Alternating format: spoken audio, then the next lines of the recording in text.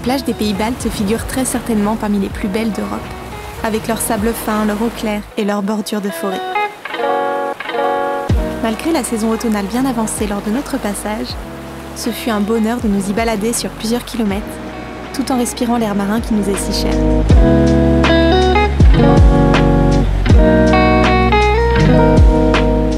Un peu plus dans les terres, proche d'une étendue d'eau non salée cette fois-ci, nous avons rencontré un peu par hasard des chevaux sauvages et des vaches aux cornes acérées, peu farouches.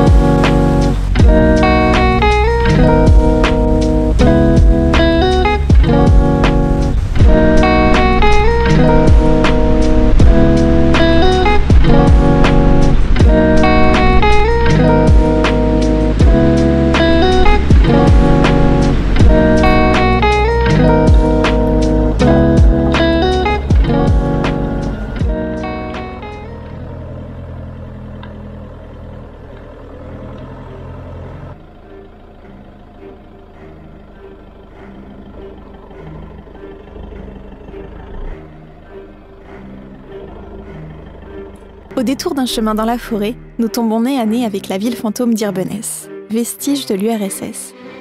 Cette ancienne base militaire soviétique a fait l'objet d'un secret bien gardé pendant près de 20 ans. Sur place, un énorme radiotélescope permettait très certainement d'intercepter des communications pendant la guerre froide.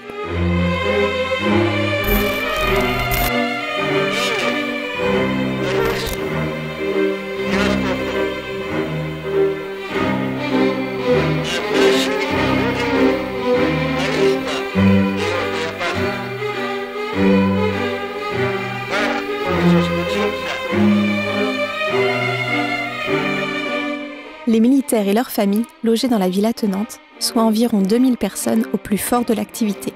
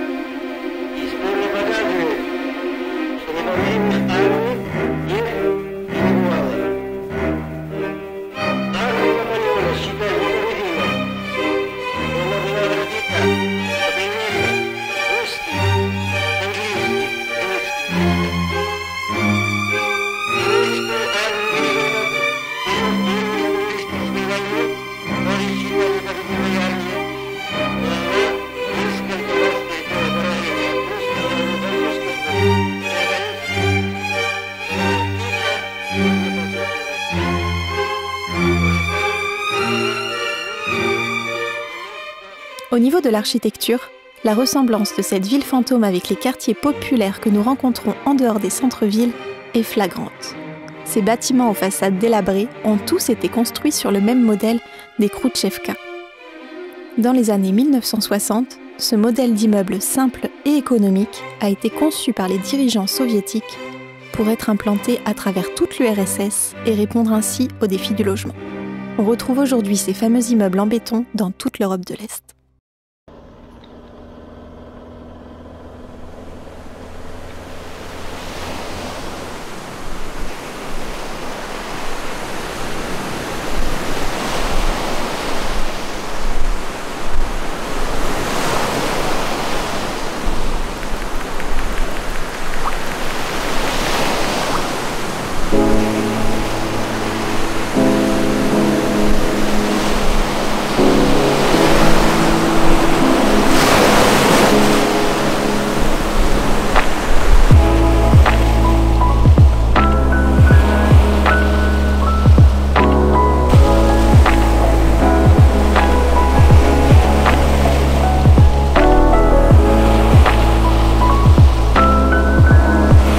abords des plages, les plus patients et les plus chanceux pourront également trouver un trésor surnommé l'or de la Baltique.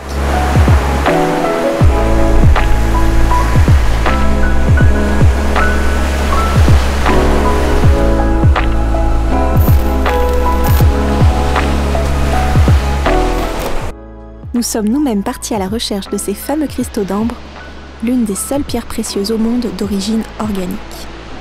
À ce propos, son origine remonte à des millions d'années, lorsqu'une forêt de pins a été recouverte par cette mer aujourd'hui peu salée.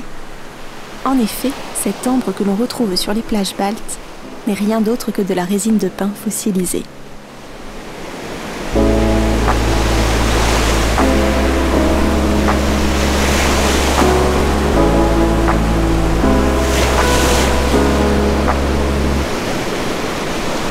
Alors la récolte a été bonne? Ouais, je pense que j'ai trouvé quelques petites pierres. Je te montre? Ouais.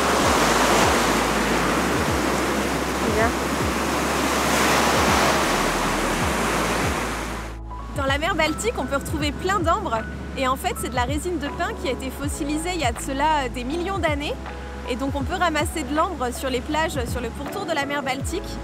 Donc nous, là, ça fait 3 jours qu'on part à la recherche d'ambre. On ramasse plein de cailloux qui ressemblent de près ou de loin à de l'ambre. On n'est pas du tout sûr que c'en soit. Et en fait, on attend de trouver une technique là pour vérifier qu'on ramasse vraiment de l'ambre et pas juste des cailloux comme ça.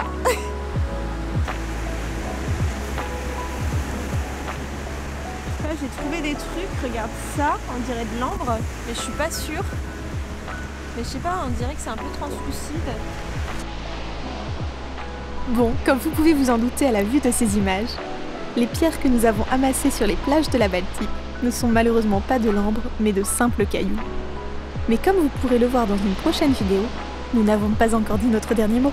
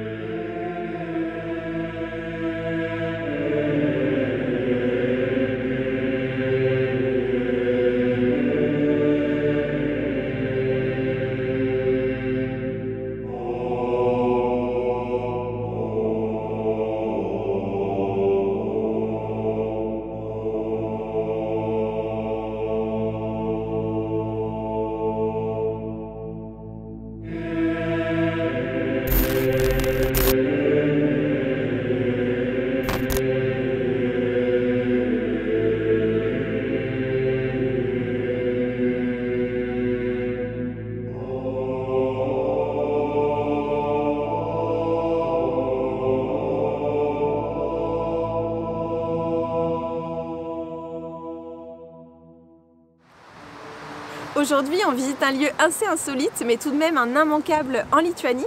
On est à la colline des Croix. Donc c'est un lieu où il y a des dizaines de milliers de croix qui ont été déposées par les locaux. Donc à l'origine, c'était un lieu de pèlerinage des catholiques et progressivement, au fil des années, c'est devenu un symbole de la résistance pacifique des Lituaniens.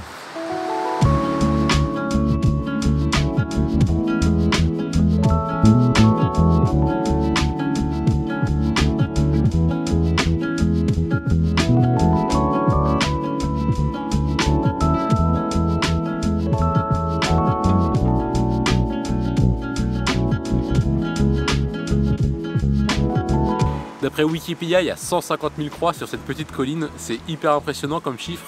Il faut savoir qu'il y en a de toutes les sortes. Il y en a des très grandes qui vont faire plusieurs mètres de haut, qui sont magnifiques. Et il y en a aussi des toutes petites, comme celle-ci, qui sont accrochées sur des croix plus grandes. Et il y en a des très belles et il y en a aussi des très simples, comme celle qui est là-bas, qui est une croix toute simple, mais qui est quand même comptabilisée parmi les 150 000 croix ici.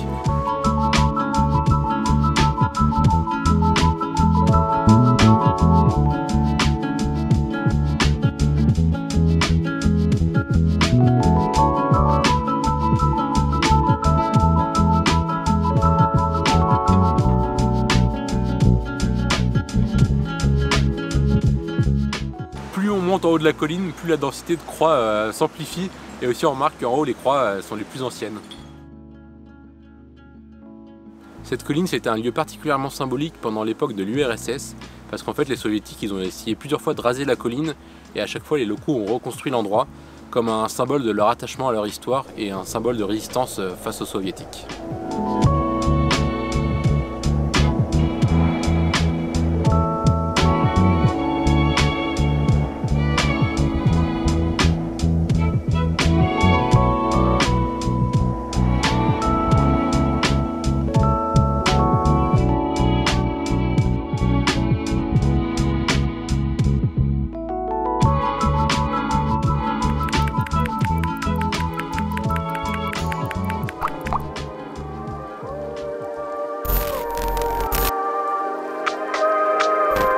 Troisième capitale des pays baltes, bienvenue à Vilnius.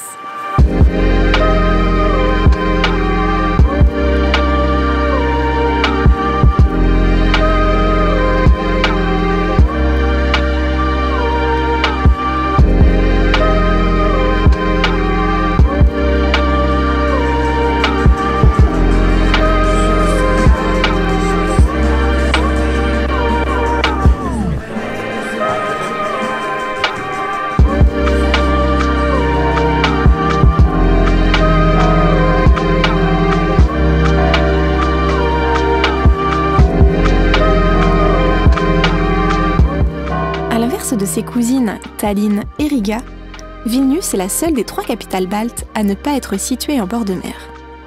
Renommé pour son architecture baroque, il fait bon d'y flâner et tout particulièrement dans sa vieille ville. Enrichi par différentes influences au fil des siècles, la parfaite harmonie architecturale de Vilnius nous aura séduits.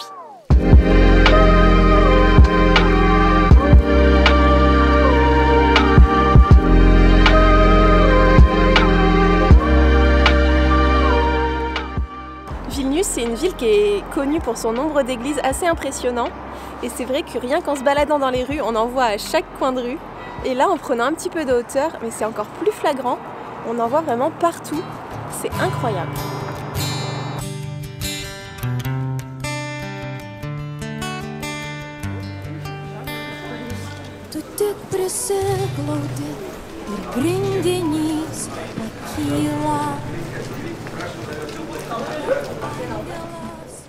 Là on est au quartier d'Uzupis, donc c'est un quartier un peu spécial à Vilnius.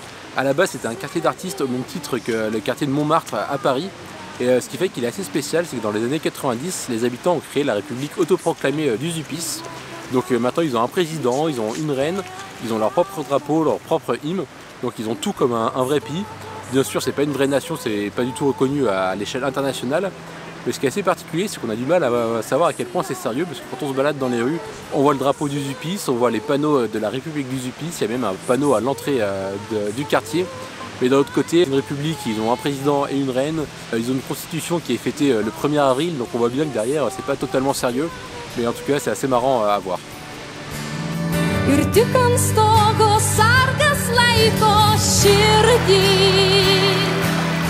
Kad niekas jos gelmėj neužgesintų,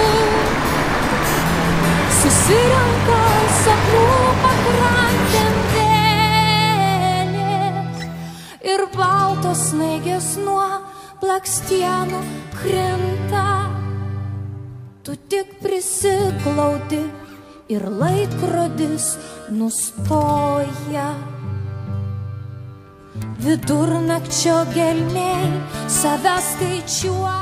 Ce chat, c'est le porte-bonheur de la République d'Uzupis. Et quand on lui touche l'oreille, on n'a plus aucune peur. Fais gaffe derrière toi, Morgane. Ça marche pas beaucoup. Pas terrible.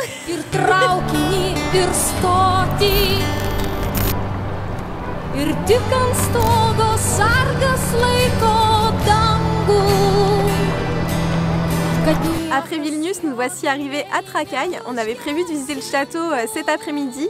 Malheureusement pour nous, il est fermé le lundi et on est lundi. Et il est également fermé pour les jours fériés et demain c'est le 1er novembre. Donc malheureusement, on va devoir passer notre tour sur cette visite. Mais on a pu se balader autour, c'est super sympa. En fait, le château il est situé sur une île et il y a plein de lacs tout autour, donc c'est trop joli ici. Kad niekas jos gelmėj neužgesintų, susirenka sapnų pakrantėm vėlės ir baltos snaigės nuo blakstienų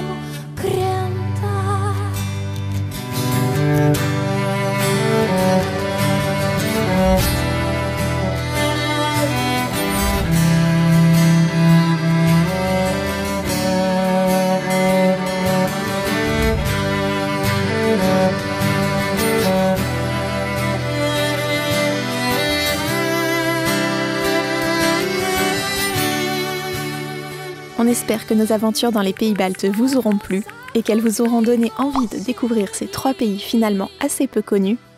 Dans tous les cas, n'hésitez pas à venir nous dire en commentaire si vous imaginiez l'Estonie, la Lettonie et la Lituanie comme sur nos images. Et on vous dit à bientôt pour une prochaine vidéo sur YouTube. Ciao!